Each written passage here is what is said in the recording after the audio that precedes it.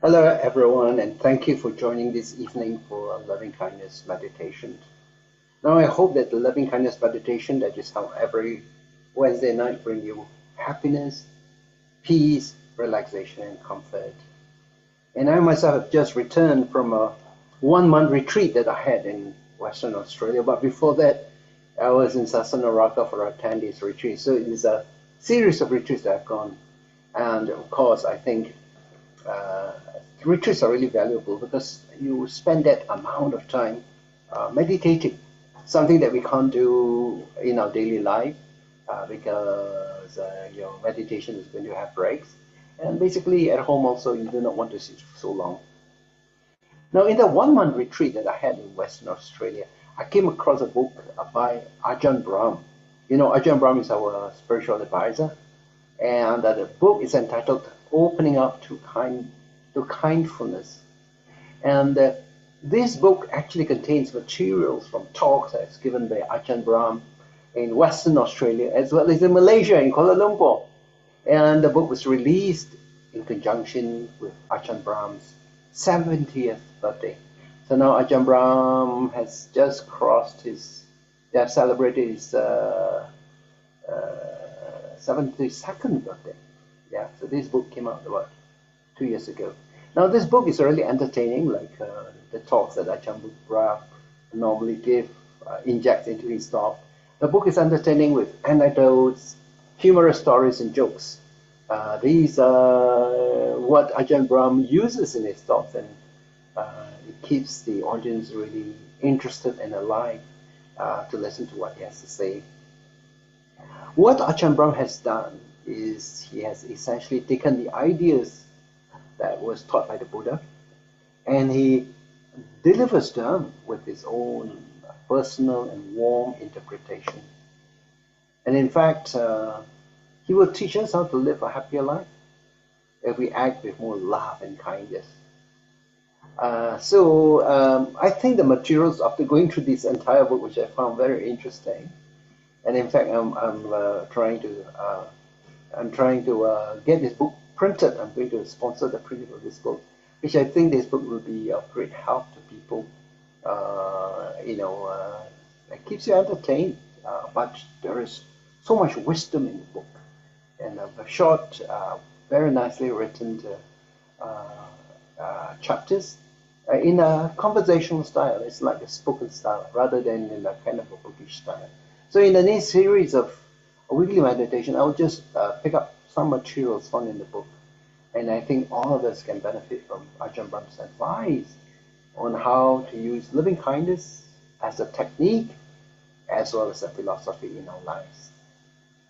Now, in the West, we have what we call the mindfulness movement. This started uh, very early when some of the Western scholars and practitioners went over to learn meditation in the East, for instance, in Myanmar and in Thailand. And they have returned to the West to start the mindfulness movement.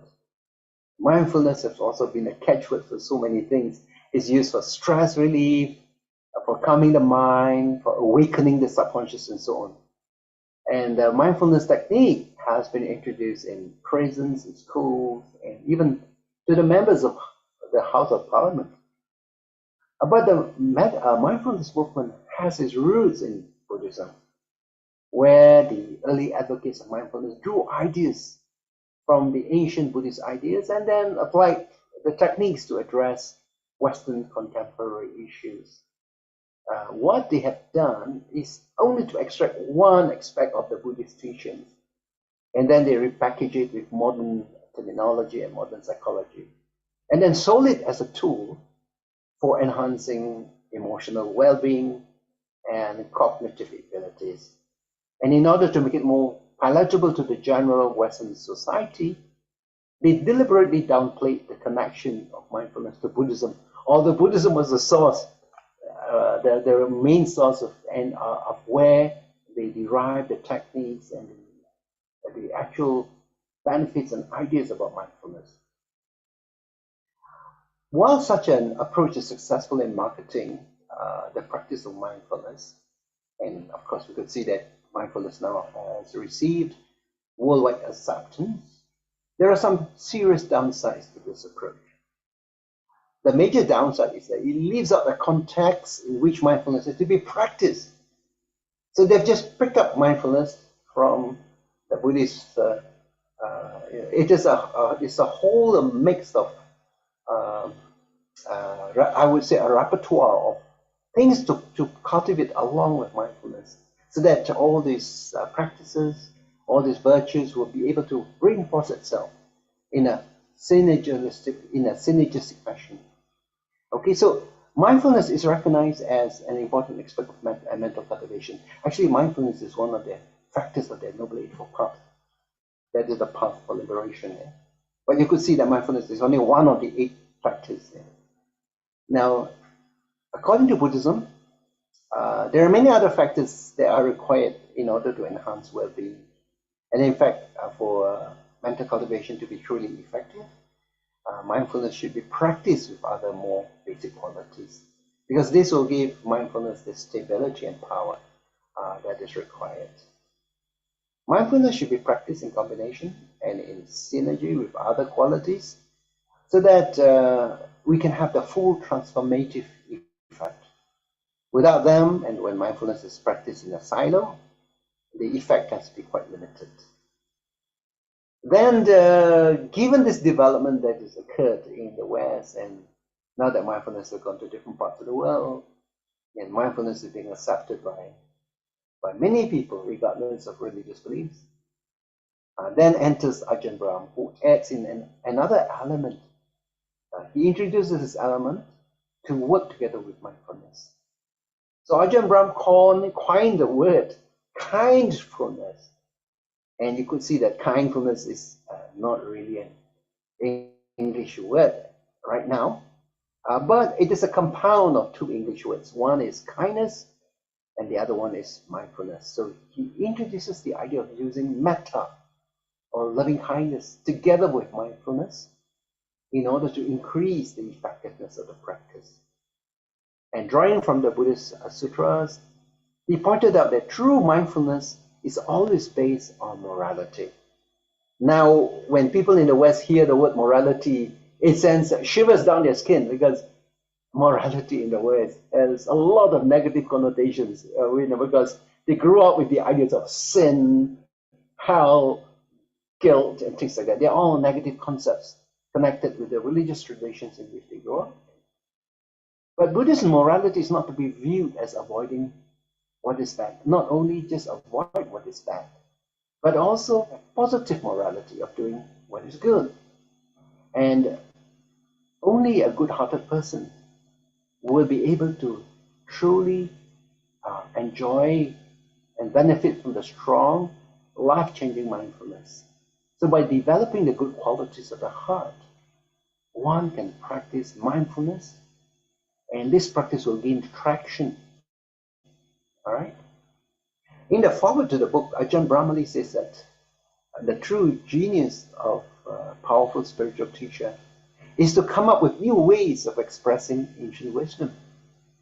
Indeed, the word kindfulness combines a deep appreciation of the working of the Dharma with a playful imagination, and both of which are hallmarks of Ajahn Brahm's approach to Buddhism.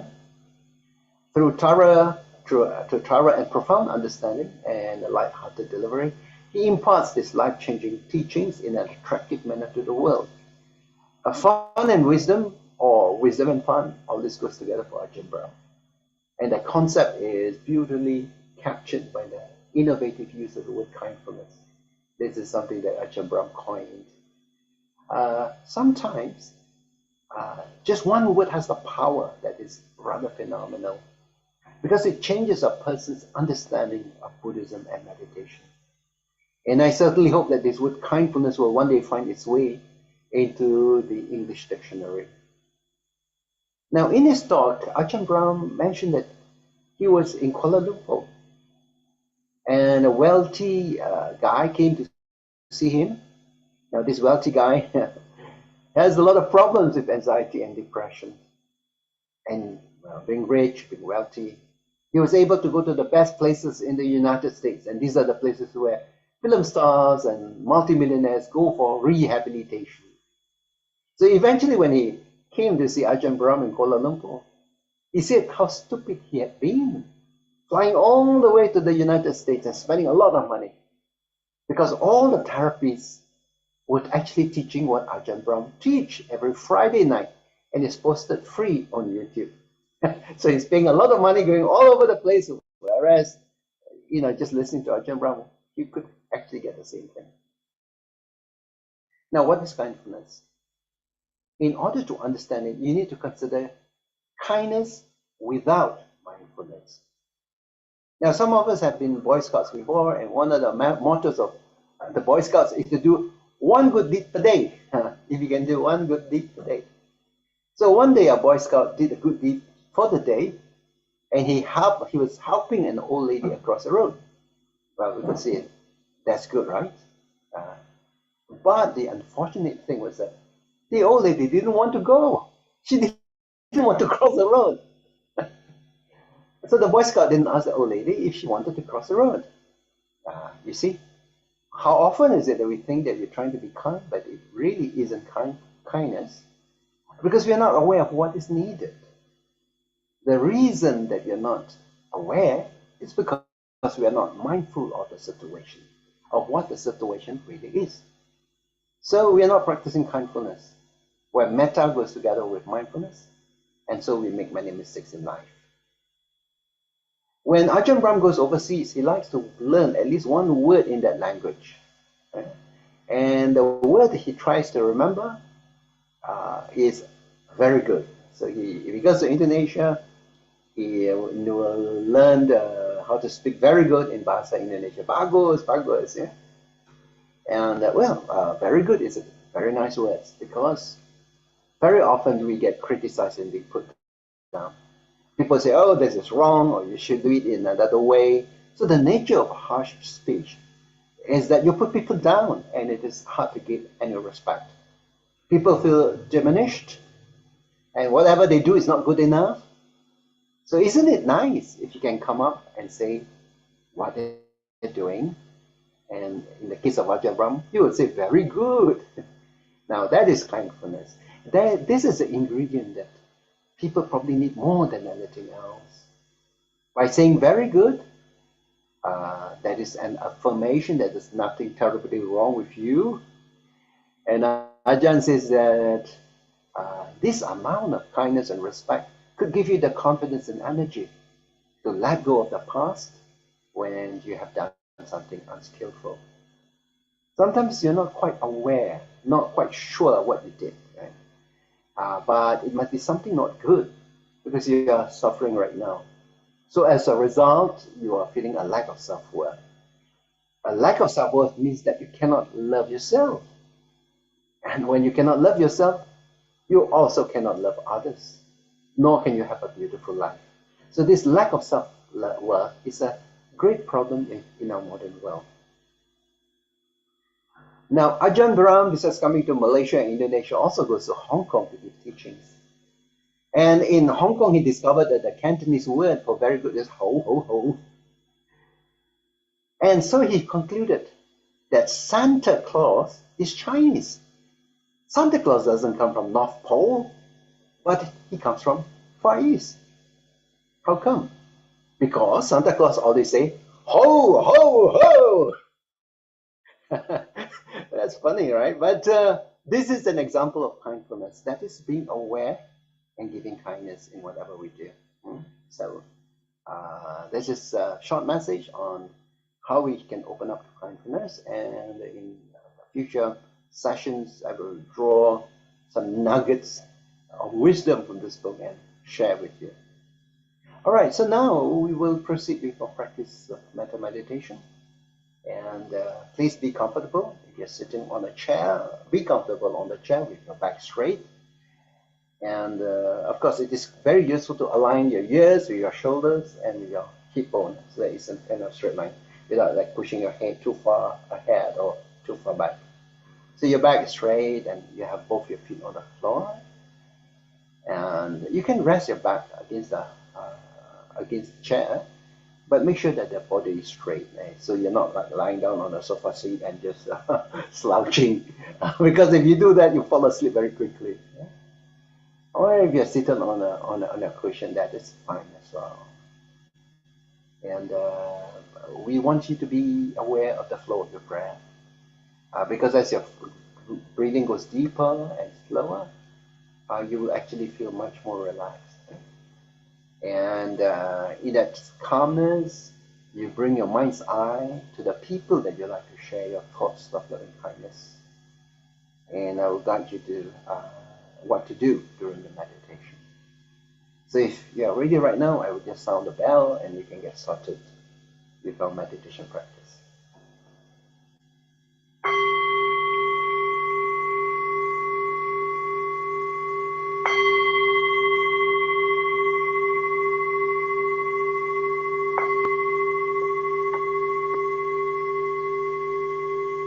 So slowly close your eyes, and as you just pay attention to your breathing in and breathing out, just feel relaxed. Breathe deep into your abdomen and slow down your breathing. It makes you feel more relaxed.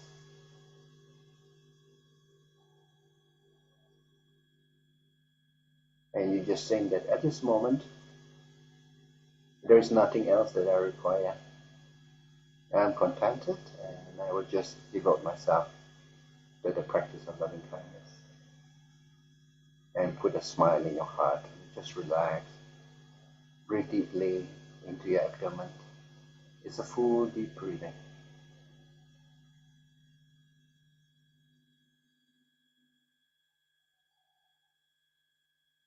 Now we will start with the practice of the inner smile.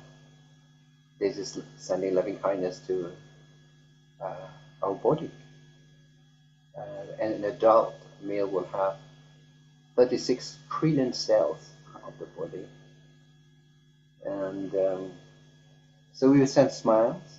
Smile is connected with relaxation, friendliness, kindness, peace. And this is also a traditional meditation practice to enhance good health and well-being.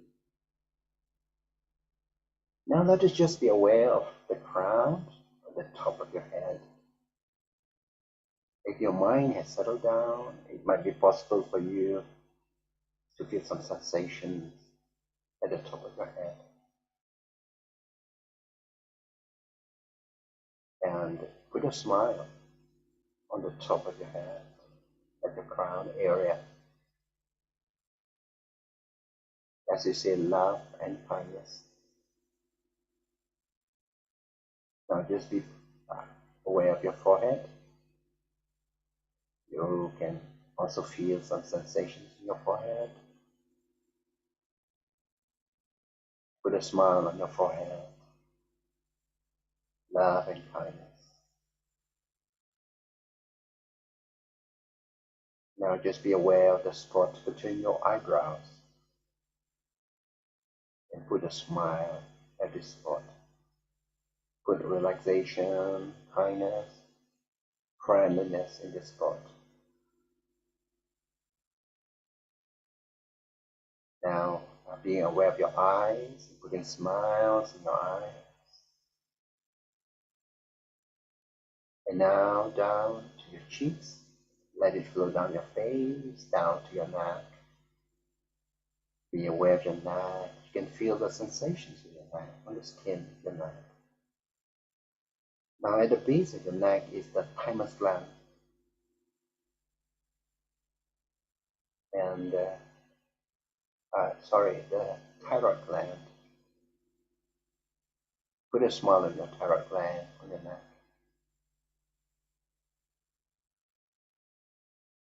And moving lower down is your thymus gland. The thymus gland is on your chest, just behind the breastbone. It's just in front and above your heart.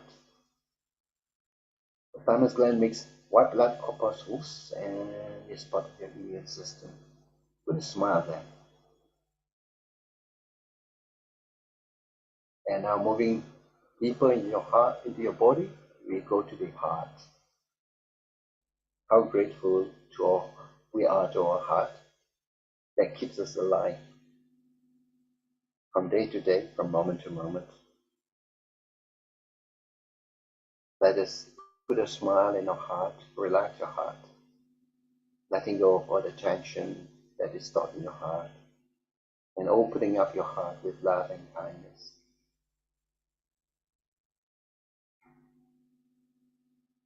And let the love from your heart radiate to your lungs. Feel the lungs breathing easily. Also gratitude to your heart and lungs.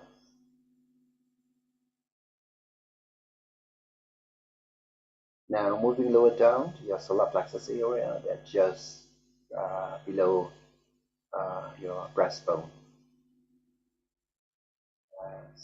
Sometimes when you feel negative, this is the area where the negative energy tends to be concentrated, like when you feel frustrated, angry, disappointed, fearful. This is the spot that will tighten up. Just relax and putting a smile on your solar plexus so that you bring positive energy into your life. And now moving to the right side of the body, just below the ribs area, you would have the liver area. That plays a wonderful role in purifying the blood, giving you heart to smile at your liver, friendliness and kindness to your liver. Now just moving to the back, you have your kidneys, and smile at your kidneys. Bring the goodness of friendliness, of love, and kindness to your kidneys, so that they will always function well and keep you healthy. Thank you, kidneys. Smile for your kidneys. And then moving to the left part of your body, just below, just in the lower rib cage, you will have your spleen and your pancreas. Your spleen fights germs in the blood and also controls the level of blood cells and filters the blood. Smile for your spleen. Just below the spleen is a pancreas. The pancreas is also at the side of the stomach, helps you to digest your food and convert the sugar in your food into energy. So thank you, pancreas. And now moving into the center, you will have your stomach, your digestive system, and also the small intestines and large intestines. They're all in your stomach area. Put a smile there, so that may you enjoy good digestion. And of course, keep smiling right down to the large intestines. And also, inside your body will be the bladder, from the bladder, smiling your bladder down to the urinary system, and also the prostate gland for the males, and ovaries and uterus for the females. So you have covered your entire body from outside and inside with love and kindness, with smiles. Now let us return to our breath. There are many ways of watching the breath, but one good way is just to be aware of your breathing in and breathing out. We normally say that just put your attention around your nostril area, but some people have difficulty in experiencing the breath around the nostril. But you will still know that you're breathing. So wherever you can feel the breath, it could be in the neck, could be your shoulders, could be your chest area or abdomen. Those areas are valid areas for you to watch. So just observe the breathing in and breathing out in a relaxed fashion. Like the way that you would when you sit at the beach, watching the waves come and go. Relax, just watching the waves come and go. So you watch your breath coming in and going out in a relaxed fashion. And in order to keep track of your breath, because early in the meditation, if you don't keep track, if you don't count, it is quite easy for the mind to wander off. So we try some counting. Yeah, so you can count either from 1 to 8 or 1 to 10. Both are valid duration that you can count. But don't go beyond 10 because it becomes too much. Yeah? Either 1 to 8 or 1 to 10. And as you breathe in and out, you can count 1, breathe in and out 2, and so on. So let's watch your breath and apply some counting in order for us to keep track on the breath. If your mind has wandered during the watching, it's okay. That's okay. But the moment you know that the mind has wandered, just bring it back and continue with your counting. If you completely forget where you were, then return back to number 1. Okay, so let's just watch the breath. Mindfulness of the breath.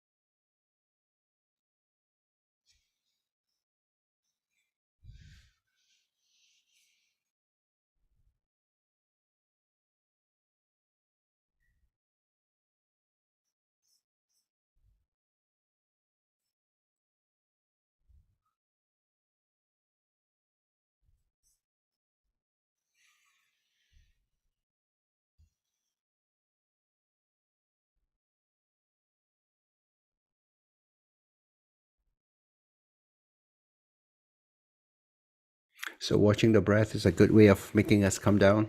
Let us now watch the breath in another way.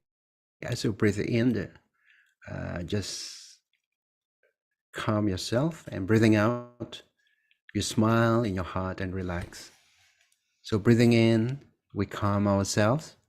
Breathing out, we smile in our heart and relax.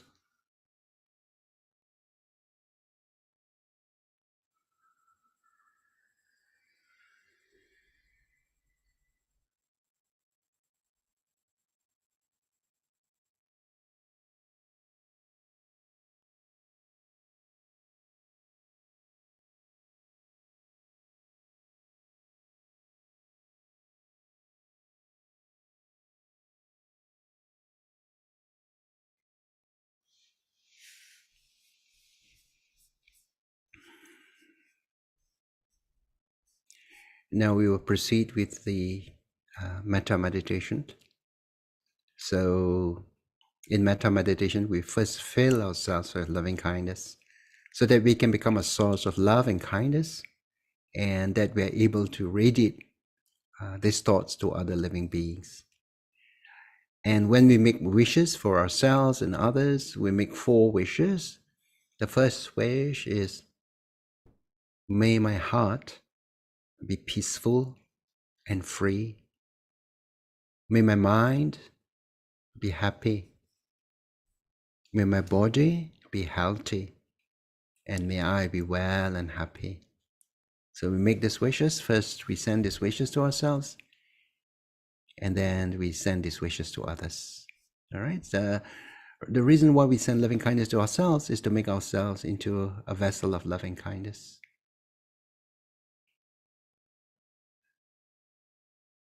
So having a smile in our heart, we say, may my heart be peaceful and free.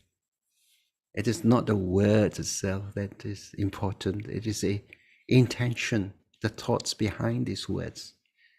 May my heart be peaceful and free. And just think how wonderful is it when your heart is peaceful and free, and you're protected and free from inner and outer harm. May my heart be peaceful and free.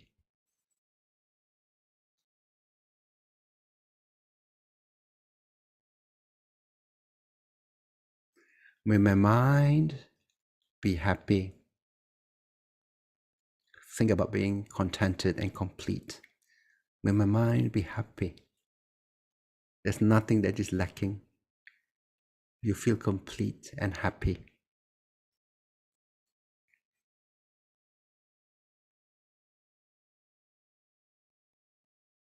May my body be healthy. And you think about good health. Not only the physical body, but the mind that goes with the body. Health, good health. Something that you enjoy. May my body be healthy. May I have physical well-being. And the fourth wish, may I be well and happy. That you have a sense of ease and well-being and happiness.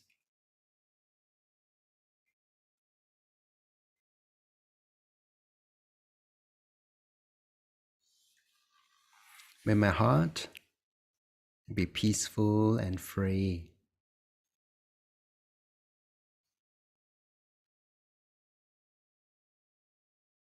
May my mind be happy. May my body be healthy. May I be well and happy.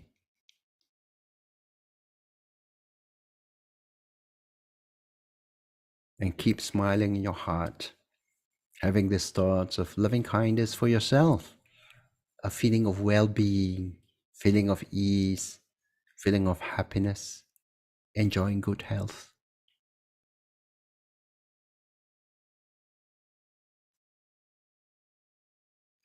Now let us send loving kindness to the first group of people. These are the people whom we have benefited a lot. We've gained a lot from them for their love, their sacrifice, and their thoughts of kindness for us, and the teachings that they have given us. We can think of our parents, our mother and our father, how much and how devoted and dedicated they are to us, to our well-being. So in our heart we say, oh, my mother and father, thank you so much for all the years of love and support that you've given me. And you are really my first teachers. I learned how to speak and learn everything, good habits from you. You also learn from our teachers, and just gratitude for our teachers. We will not be where we are if not for our teachers, and especially think of your Dharma teachers.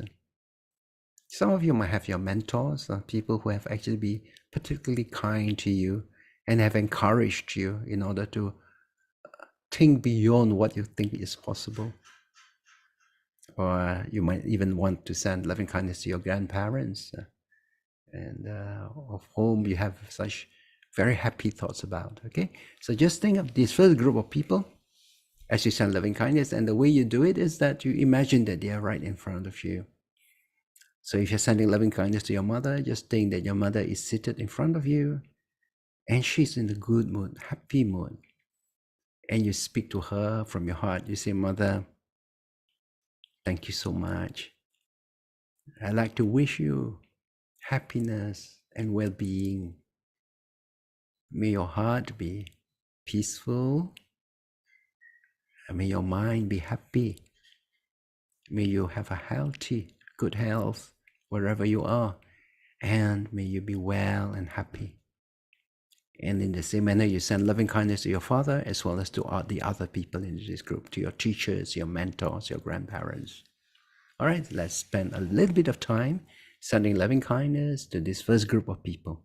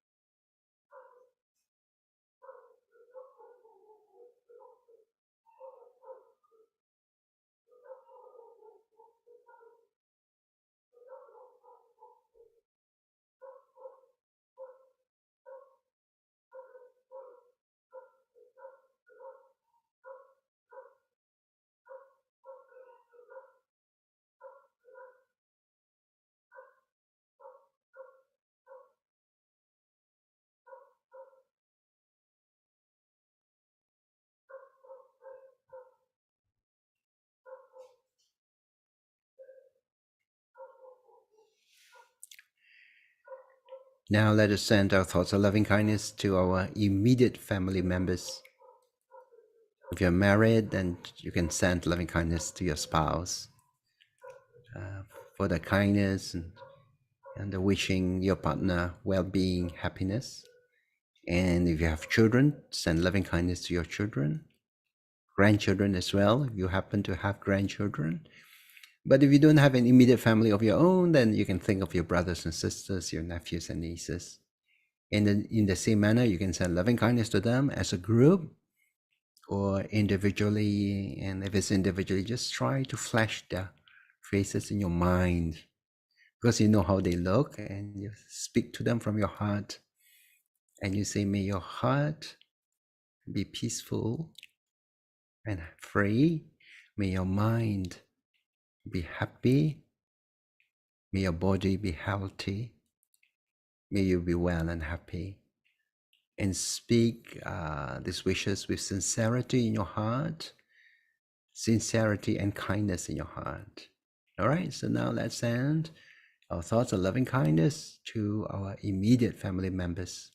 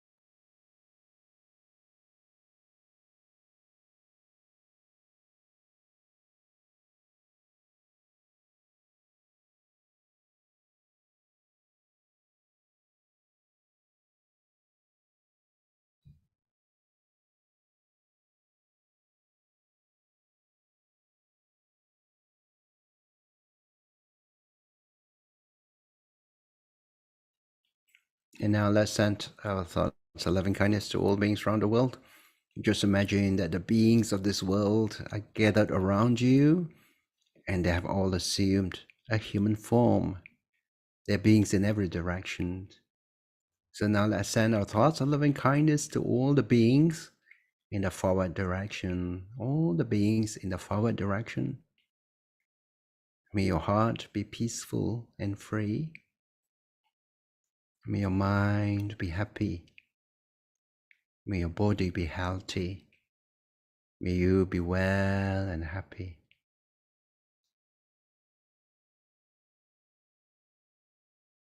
Sending of thoughts of love and kindness. There is no barriers to the distance that you can send. You can even send your thoughts right across the world. There's no hindrances at all. Just sending your love to all the beings in a forward direction, regardless of where they are. near or far, large or small.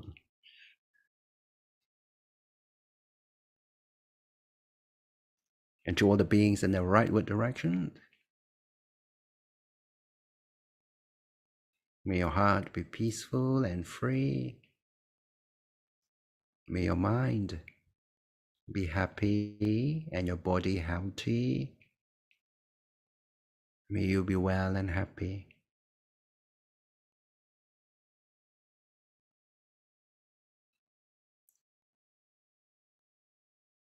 Now to all the beings in the backward direction, no barriers here. Just sending a loving kindness to all the beings in the backward direction.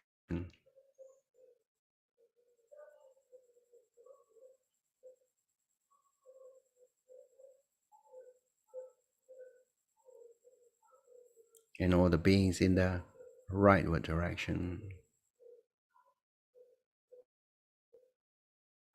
Leftward direction.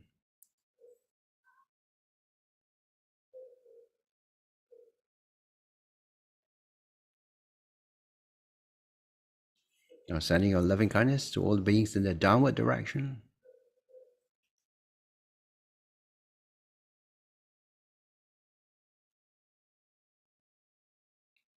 And to the upward direction.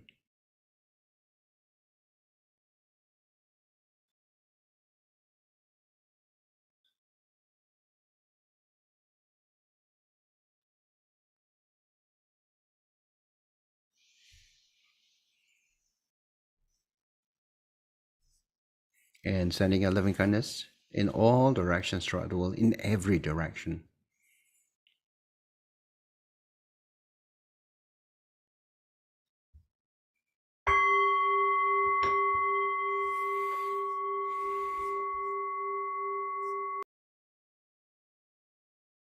Let us invoke the blessings of the Triple Gem.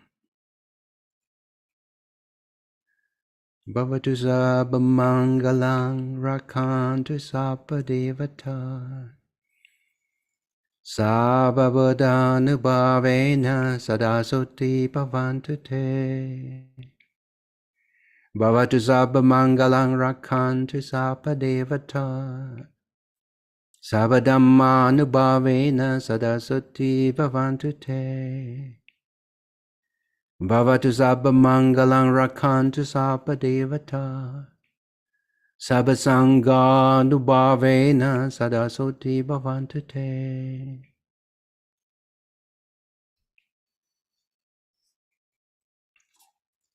The practice of loving kindness itself generates merits. And now, in the calmness of our minds, we like to send out our wholesome thoughts and share the merits with the devas, with our guardian deities and protectors, so that they may rejoice and continue to guide and protect us and our loved ones. And may they also give blessings to the donors, the supporters and members of BGF, as well as to other Buddhist organizations worldwide. Etavatacha amehi sampadam punya sampadam sabbe deva sabbe satta sabbe bhuta hanumodantu sabba sampati siddhya. Let us also think of those who are no longer in this world right now, and they are our friends and relatives. We think of them with love and gratitude. We can no longer repay them for their kindness, but we can dedicate merits to them. And may this merits help to bring them relief and happiness wherever they are. Idang me Nyarinang hotu Sokita hontu Nyatayu Idang me Nyarinang hotu Sokita hontu Nyatayu Idang me Nyarinang hotu Sokita hontu Nyatayo. In closing, let us make some aspirations. By the grace of the merits that we have accumulated, may we not follow the way of foolish people that mislead us and put us into trouble.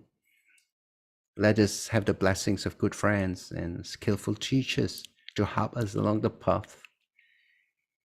Wherever we go, wherever we are, may we never stray from the path of Dhamma, and may we always have a chance to practice the Dhamma, and so that one day we gain release from samsara and gain the full realization of Nibbana. Hemena punya kamena mame bala samagamo satang samagamo hotu yava nibbana patiya.